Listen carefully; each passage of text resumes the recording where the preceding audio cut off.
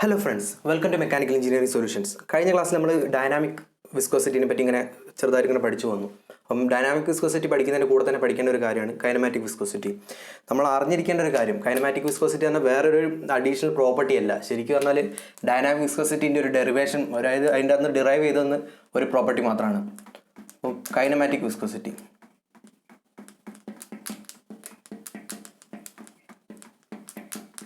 അപ്പോൾ നമ്മളെന്ത് വന്നാലും ഈ പേര് വന്നത് എങ്ങനെയാണ് നമുക്ക് ആദ്യം അറിയണം. അതായത് കൈനമാറ്റിക് എന്ന് പറഞ്ഞാൽ ചെറിയൊരു മോഷനായിട്ട് റിലേറ്റഡ് ആയിട്ടുള്ള ഒരു ടേമാണ്. അതായത് നമ്മളിപ്പം ഫ്ലൂയിഡ് പഠിക്കുകയാണെങ്കിൽ സ്റ്റാറ്റിക്സ് കഴിഞ്ഞ് പിന്നെ കൈനമാറ്റിക്സ് കഴിഞ്ഞ് പിന്നെ ഡൈനാമിക്സ്, ആ രീതിയിലാണ് EMൻ്റെ അകത്തൊക്കെ പോകുന്നത്. എഞ്ചിനീയറിംഗ് മെക്കാനിക്സ് ആണെങ്കിലും ഫ്ലൂയിഡ് മെക്കാനിക്സ് ആണെങ്കിലും നമ്മൾ സ്റ്റാൻഡേർഡ് ഒരു ഫോർവേഡ് പോകുന്ന സമയത്ത്, അതായത് ഒരു ഒന്നിനെ പറ്റി പഠിച്ചു വരുമ്പോൾ ആദ്യം റെസ്റ്റ് പഠിക്കും, പിന്നെ മോഷണൽ പഠിക്കും, പിന്നെ അതിനുള്ള കാരണം പഠിക്കും. അങ്ങനെയാണ് നമ്മൾ എല്ലാ കാര്യത്തിലും പഠിക്കുന്നത്. അപ്പം അതുപോലൊരു സംഭവമായിരിക്കും ചിലപ്പോൾ. പക്ഷെ നമ്മളിപ്പോൾ കൂടുതൽ ചിന്തിക്കേണ്ട ആവശ്യമില്ല. ഡയറക്റ്റ് നമ്മളിപ്പം ഡിഫൈൻ ചെയ്യുന്ന സമയത്ത് nu equal to dynamic viscosity mu divide by rho. അതായത് ഒരു ഫ്ലൂയിഡ് എടുക്കാൻ വെച്ചാൽ അതിൻ്റെ ഡൈനാമിക് വിസ്കോസിറ്റി ഡിവൈഡ് ബൈ അതിൻ്റെ ഡെൻസിറ്റി, മാസ് ഡെൻസിറ്റി ഡിവൈഡ് ചെയ്താൽ കിട്ടുന്ന വാല്യൂ ആണ് കൈനമാറ്റിക് വിസ്കോസിറ്റി. അപ്പം ഇങ്ങനെ ഒരു ക്വാണ്ടിറ്റി പുതിയ പ്രോപ്പർട്ടി ആയിട്ട് എടുക്കാൻ കാരണം, ഈ ക്വാണ്ടിറ്റി നമ്മൾ പ്രോബ്ലം ഒക്കെ ചെയ്യുന്ന സമയത്ത് അല്ലെങ്കിൽ കൂടുതൽ സ്റ്റഡി ചെയ്യുന്ന സമയത്ത്, ഒരു എക്സ്പെരിമെൻറ്റ് ചെയ്യുന്ന സമയത്ത് ഈ ഒരു ക്വാണ്ടിറ്റി ഇടയ്ക്കിടയ്ക്ക് നമ്മൾ യൂസ് ചെയ്യേണ്ടി വന്നു. അപ്പം അങ്ങനെ യൂസ് ചെയ്യുന്ന സമയത്ത് ഒരു പർട്ടിക്കുലർ ഏരിയ, കാരണം ഇതിൽ ഡെൻസിറ്റി കോൺസ്റ്റൻ്റ് ആയിരിക്കും, വിസ്കോസിറ്റിയും കോൺസ്റ്റൻ്റ് ആയിരിക്കും. ഒരുവിധം ടെമ്പറേച്ചറിലോ അല്ലെങ്കിൽ പ്രഷറിലോ കണ്ടീഷനിലൊക്കെ നോക്കുന്ന സമയത്ത് അതൊക്കെ കോൺസ്റ്റൻ്റ് ആയിരിക്കും. അപ്പം അങ്ങനെ കോൺസ്റ്റൻ്റ് ആയി നിൽക്കുന്ന സമയത്ത് പുതിയൊരു പ്രോപ്പർട്ടി കണ്ടുപിടിച്ച് അതിനെ ഒരു കോൺസ്റ്റൻ്റ് ആയിട്ട് നമുക്ക് കാണുന്നത്, അല്ലെങ്കിൽ അതായിരിക്കും ഏറ്റവും ബെസ്റ്റ് എന്നുള്ളൂ. കാരണം രണ്ട് പ്രോപ്പർട്ടി ഓരോ പ്രോബ്ലം ചെയ്യുന്ന സമയത്ത് ഈ മ്യൂ കാണണം, പിന്നെ അതിൻ്റെ റോ കാണണം, പിന്നെ അത് ഡിവൈഡ് ചെയ്യണം, പിന്നെ അടുത്ത വാല്യൂ കാണണം. അതിനുള്ള ഡയറക്റ്റ് ഈ വാല്യൂ അറിയാമെങ്കിൽ അത്ര എളുപ്പമല്ലേ. അതിന് വേണ്ടിയിട്ടാണ് പുതിയൊരു ക്വാണ്ടിറ്റി കണ്ടെത്തി, അല്ലാണ്ട് വേറെ അഡീഷണൽ ടോപ്പിക് ഒന്നുമില്ല. അതാ ഞാൻ പറഞ്ഞത്, ആദ്യം തന്നെ ഇതിൻ്റെ അകത്ത് ഡ്രൈവ് ചെയ്ത് വന്നതാണ്. പിന്നെ ഇതിൻ്റെ ഒരു യൂണിറ്റ് എന്ന് പറയുമ്പോൾ മീറ്റർ സ്ക്വയർ പെർ സെക്കൻഡ്. ഈ ഒരു യൂണിറ്റ് കാരണമാണ് ശരിക്കും പറഞ്ഞാൽ ഇതിൻ്റെ കൈനമാറ്റിക് എന്ന് പറഞ്ഞ പേര് പറഞ്ഞത്. കാരണം നമുക്കറിയാം ആക്സിലറേഷൻ്റെ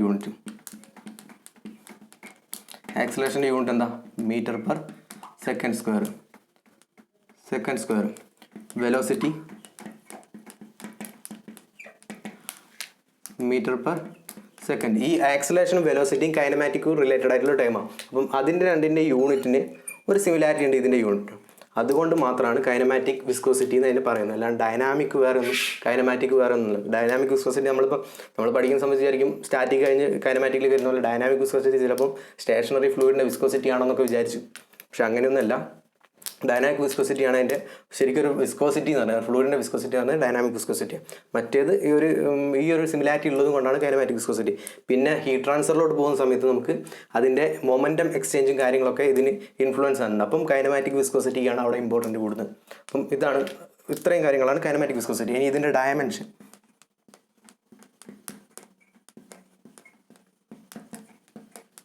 ഡയമെൻഷൻ വരുമ്പം നമുക്കറിയാം L² T⁻⁻1. ഇത് ഞാൻ പഠിച്ചു വെക്കാൻ പറഞ്ഞാൽ ജസ്റ്റ് ഒന്ന് ഓർത്തിരിക്കണം. ഇത് SI യൂണിറ്റാന്ന് ഞാൻ പറഞ്ഞു, സ്റ്റാൻഡേർഡ് ഇൻ്റർനാഷണൽ യൂണിറ്റാണ്. അപ്പം ഇതിനെ CGS യൂണിറ്റ് സ്റ്റോക്സ് ആണ്.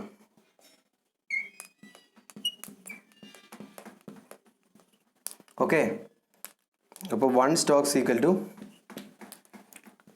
10⁻⁻4 metre square per second. 1 stoke equal to 10⁻⁻4 metre square per second. അപ്പം ഇത്രയും കാര്യങ്ങളാണ് കൈനമാറ്റിക് വിസ്കോസിറ്റി ഒന്ന് പഠിച്ചു നോക്കണം. ഇനി അടുത്തത് ഫാക്ടേഴ്സ് അഫക്റ്റിംഗ് വിസ്കോസിറ്റി.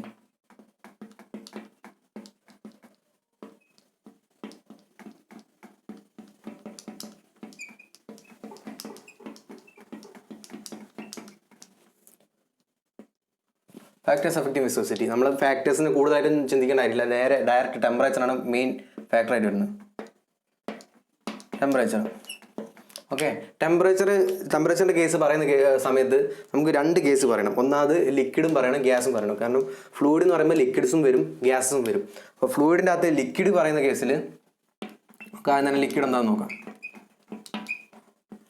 നമ്മൾ 2 തരം ഫോഴ്സ് പഠിച്ചിട്ടുണ്ട്. ഒന്ന് Kosi force,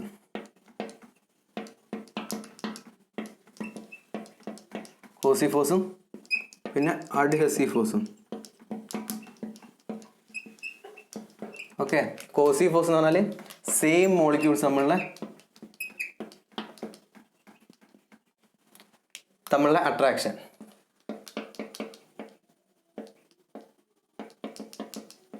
okay, adhesive force എന്ന് പറഞ്ഞാൽ ഡിഫറെൻറ്റ് മോളിക്യൂൾസ്.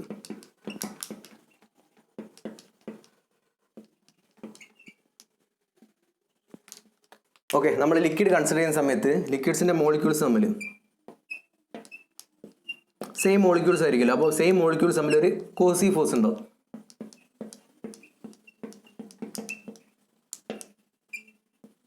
അതായത് ഇന്റർ മോളിക്കുലാർ കോസി ഫോഴ്സ്.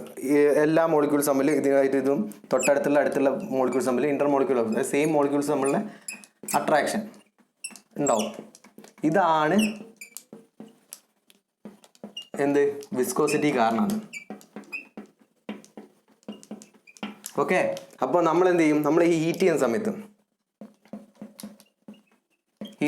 അപ്പം ഹീറ്റ് ചെയ്യുന്ന സമയത്ത് എന്താവും, ഈ മോളിക്യൂൾസ് ഒറിജിനൽ പൊസിഷനിൽ നിന്ന് കുറച്ചുകൂടി ഡീവിയേറ്റ് ചെയ്യും. അതായത് കുറച്ച് അകന്നു പോകും, സെപ്പറേറ്റ് ചെയ്യും. കാരണം നമുക്കറിയാം ഹീറ്റ് ചെയ്യുന്ന സമയത്ത് അതിൻ്റെ ബോണ്ടിങ്ങും കാര്യങ്ങളൊക്കെ വീക്കാവും. അപ്പം അതിനെ കുറച്ച് അകന്നു പോകും.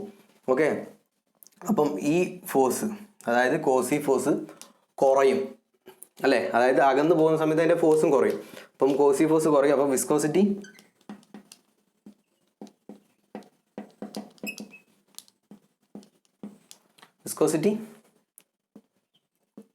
കുറയും.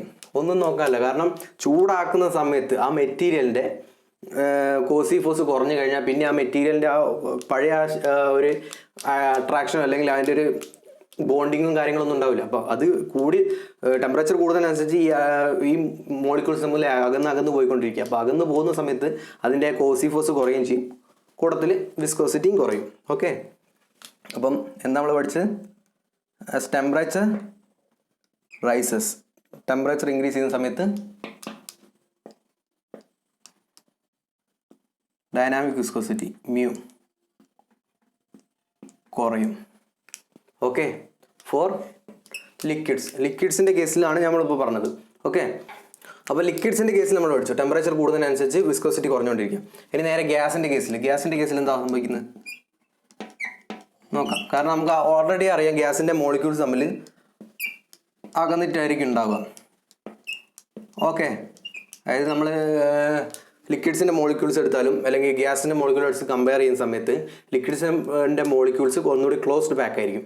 നേരെ മറിച്ച് ഗ്യാസിൻ്റെ മോളിക്യൂൾ ആകുമ്പോൾ കുറച്ചുകൂടി വിട്ടിട്ടായിരിക്കും. അതായത് അതിൻ്റെ ഓരോ മോളിക്യൂൾസ് തമ്മിലുള്ള ഡിസ്റ്റൻസ് കുറച്ച് കൂടുതലായിരിക്കും. അതുകൊണ്ടാണ് ഗ്യാസ് പെട്ടെന്ന് എസ്കേപ്പ് ആവുന്നത്, അതായത് സ്പ്രെഡ് ചെയ്യുന്നതും ലിക്വിഡ്സ് അത് കുറച്ചുകൂടി സ്ലോയിൽ സ്പ്രെഡ് ചെയ്യുന്നു. അപ്പം ഗ്യാസിൻ്റെ അകത്ത് ഇതിൻ്റെ വിസ്കോസിറ്റി ഉണ്ടാകാൻ കാരണം Inter molecular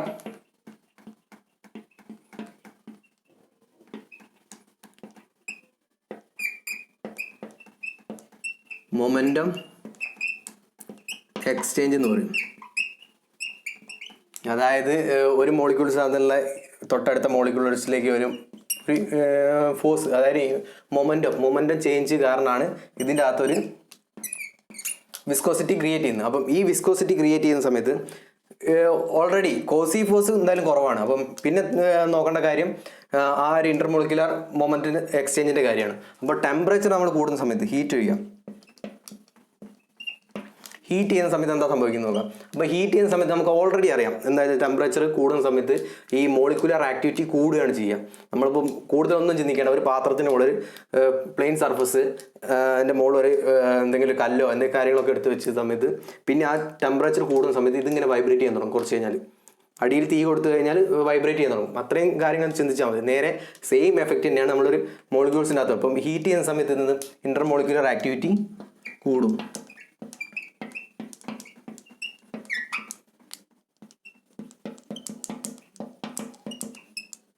Inter molecular activity കൂടും. ഇതിൻ്റെ ഭാഗമായിട്ട് എന്താ ഇതിൻ്റെ അതായത് നമ്മളിപ്പോൾ ഇങ്ങനെ ആലോചിക്കാം, കുറച്ച് മോളിക്യൂൾസ് ഇങ്ങനെ ഒരു സൈഡിലേക്ക് ഇങ്ങനെ പോയിക്കൊണ്ടിരിക്കാം. അപ്പോൾ ഇതിനിടയ്ക്ക് നമ്മൾ ഹീറ്റ് ചെയ്തു. അപ്പോൾ ഹീറ്റ് ചെയ്യുന്ന സമയത്ത് ഇതെന്താവും, ഈ മോളിക്യൂൾസിൻ്റെ മോഷൻ കംപ്ലീറ്റ്ലി ഡിസോർഡർ ആവും. ഇങ്ങനെ പോവും. അതായത് ആ ഒരു ഓർഡർ കംപ്ലീറ്റ്ലി ചേഞ്ച് ആവും. അതായത് ഇൻ്റർമോളിക്കുലർ ആക്ടിവിറ്റി കൂടുന്ന സമയത്ത് അതിൻ്റെ ഒരു വൈബ്രേഷനും കാര്യങ്ങളും കൂടുന്ന സമയത്ത് അതിൻ്റെ ആക്ടിവിറ്റിയും കാര്യങ്ങളൊക്കെ കൂടും. അപ്പം ഇത് എന്താ ചെയ്യുന്നത് വെച്ചാൽ വിസ്കോസിറ്റി കൂടാൻ കാരണം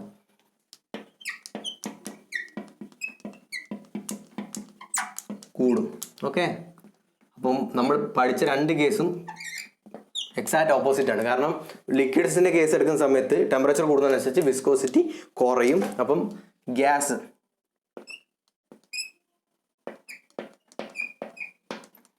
എടുക്കുന്ന സമയത്ത് ടെമ്പറേച്ചർ കൂടുന്നതിനനുസരിച്ച് വിസ്കോസിറ്റി കൂടും. ഓക്കെ, ഈ രണ്ട് പോയിന്റ് നിങ്ങൾ ക്ലിയർ ആയിട്ട് പഠിച്ചേക്കണം. പിന്നെ വേറൊരു കാര്യം പറയാനുണ്ടെന്ന് വെച്ചാൽ ജസ്റ്റ്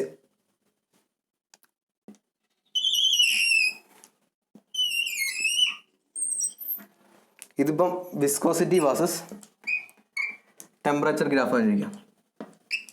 ഓക്കെ, ഇതിനകത്ത് ലിക്വിഡ്സ് എന്താ സംഭവിക്കുന്നത് വെച്ചാൽ ടെമ്പറേച്ചർ കൂടുന്നതനുസരിച്ച് വിസ്കോസിറ്റി കുറയുന്നു.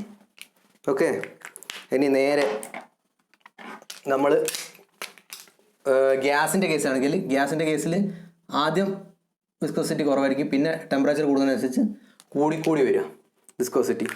അപ്പം നമ്മൾ ആലോചിക്കേണ്ട കാര്യം എന്താണെന്ന് വെച്ചാൽ ഇതാണ് ഗ്രാഫ് വരിക, എക്സാക്ട് ഗ്രാഫ് ഇങ്ങനെയാണ് വരുന്നത്. അപ്പോൾ ഏതെങ്കിലും ഒരു പർട്ടിക്കുലർ ടെമ്പറേച്ചർ എടുത്തു, നമ്മളിപ്പം ഈ ടെമ്പറേച്ചർ എടുത്തു വിചാരിക്കാം, ഇതൊരു ടി എന്ന് പറഞ്ഞ ടെമ്പറേച്ചറാണ്. അപ്പോൾ ഈ ടി എന്ന് പറഞ്ഞ ടെമ്പറേച്ചറിൽ അല്ലെങ്കിൽ ഏത് ടെമ്പറേച്ചർ ഇവിടെ എടുക്കുകയാണെങ്കിലും